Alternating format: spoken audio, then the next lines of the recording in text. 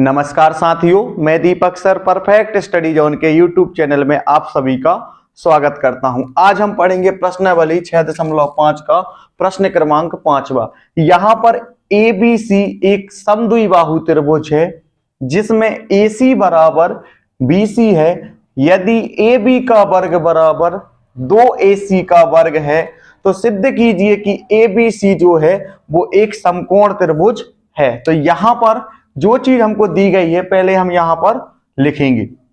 तो यहां पर दिया है ABC एक समद्विबाहु त्रिभुज है जिसमें AC बराबर BC है। यहां पर हमको ये दिया गया है।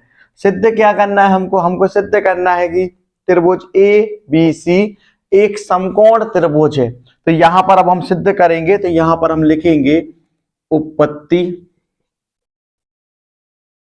देखिए यहां पर हमको दिया गया है AB का वर्ग बराबर 2AC का वर्ग। तो यहां पर हम लिखेंगे AB का वर्ग बराबर 2AC का वर्ग। तो यहां पर AC का वर्ग कितने हैं? AC के वर्ग हैं आपके 2। तो यहां पर हम AC वर्ग को कितनी बार लिखेंगे? 2 बार लिखेंगे, क्योंकि यहां पर 2 लिखा है। तो यहां पर हम इसको इस तरीके से लिखेंगे, AC का वर्ग प्लस AC का वर्ग। 1 और 1 कितने हो जाएंगे? 2AC का वर्ग। तो यहां पर हम लिखेंगे AB का वर्ग बराबर AC का वर्ग प्लस AC का वर्ग। तो यहां पर अब हम आगे हल करेंगे। AB का वर्ग बराबर AC का वर्ग प्लस AC के स्थान पर हम क्या लिख सकते हैं? AC के स्थान पर हम लिख सकते हैं BC, क्योंकि यहां पर दिया है कि दोनों भुजाएं कैसी हैं? बराबर हैं। तो AC के स्थान पर हम क्या लिख सकते हैं? BC। तो यहां पर आपका हो जाएगा BC का वर्ग। तो यहां पर AB का वर्ग बराबर AC का वर्ग प्लस BC का वर्ग। इस वाले फॉर्मूले का इस्तेमाल हम कब करते हैं? जब त्रिभुज कैसा होता है? समकोण होता है। तो यहां पर हम लिखेंगे कर्ण का वर्ग बराबर लंब का वर्ग प्लस आधार का वर्ग।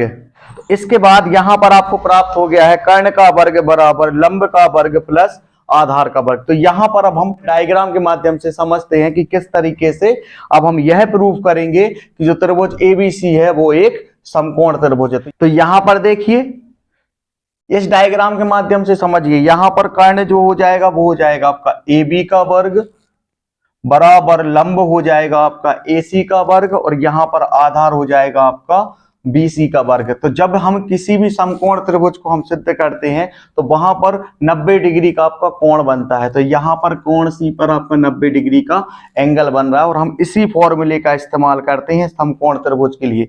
तो यहां पर हमारा ये वाला फॉर्मूला आ गया ना। तो यहां पर कर्ण का वर्ग बराबर लंब का वर्ग धन आधार का वर्ग आ चुका है। तो किस तरीके से हमने यहां पर इसको सिद्ध किया है? तो यहां पर हम लिखेंगे पाइथागोरस प्रमेय के विलोम से। तो पाइथागोरस प्रमेय के विलोम से इसका मतलब क्या है? अब यहां से समझिए। पाइथागोरस प्रमेय के विलोम का मतलब होता है उल्टा। तो पाइथागोरस प्रमेय के विलोम से। तो देखिए यहां पर हमको ये भुजाएं दी हुई थी, तो इन भुजाओं के माध्यम से हमने यहां पर फॉर्मूले के रूप में इसको सिद्ध कर दिया। ये हो जाएगा आपका पाइथागोरस प्रमेय का विलोम। और इससे पहले जब हमने चौथे वाले सवाल में हल किया था तो पहले हमने ये वाला सूत्र लिखा था, फिर उसको हमने इस तरीके से हमने उसको सिद्ध किया था। तो ये जब हम सूत्र से यहां पर इसको जब हमने ज्ञात किया था तो वो था हमारा पाइथागोरस प्रमेय, और यहां पे भुजाओं से हमने ये सूत्र के रूप में लिख दिया। तो ये हो जाएगा पाइथागोरस प्रमेय का विलोम। आपको समझ में आ गया होगा कि पाइथागोरस प्रमेय और पाइथागोरस प्रमेय का विलोम क्या होता है। तो देखिए यहां पर कोण C 90 अंश का है। तो यहां पर हम लिखेंगे कोण ACB।